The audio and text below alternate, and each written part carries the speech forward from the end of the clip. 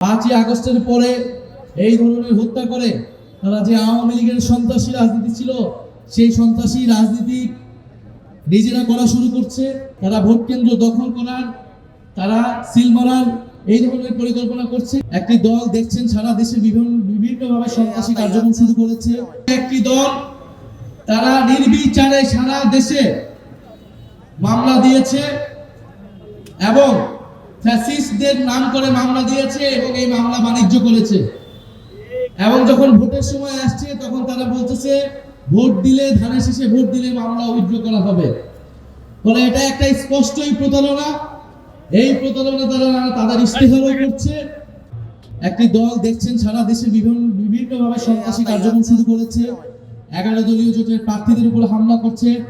5ই আগস্টের পরে এই ধরনের হত্যা করে তারা যে আওয়ামী লীগের সন্ত্রাসী রাজনীতি ছিল সেই সন্ত্রাসী রাজনীতি নিজেরা করা শুরু করছে এবং তারা ভোট কেন্দ্র দখল করার, তারা সিল মারার এই ধরনের পরিকল্পনা করছে। কারণ আমরা দেখতে পাচ্ছি জনগণ 11 দলের পক্ষেই আছে।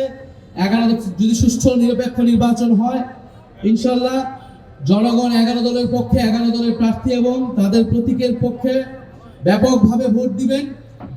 ফলে সেই ভোট, সেই জনজোয়ারকে ঠেকানোর জন্য, আতঙ্ক তৈরি করার জন্য, সন্ত্রাস তৈরি করার জন্য তারা বিভিন্ন জায়গায় হুমকি ধমকি, হামলা ইত্যাদি শুরু করেছে।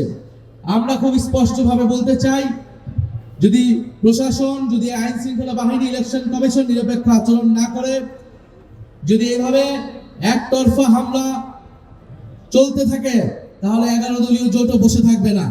এই সকল হামলার জবাব দেওয়া হবে ইনশাল্লাহ 12ই ফেব্রুয়ারি ব্যালটে। জনগণ এই সকল হামলা এবং সকল হুমকির জবাব ব্যালটে ইনশাল্লাহ সব জনগণ দিবেন এবং এই মৌলভীবাজার 4 আসনে সবাই শাপলা কলিতে ভোট দিয়ে সেই নতুন বাংলাদেশের সূচনা করবেন।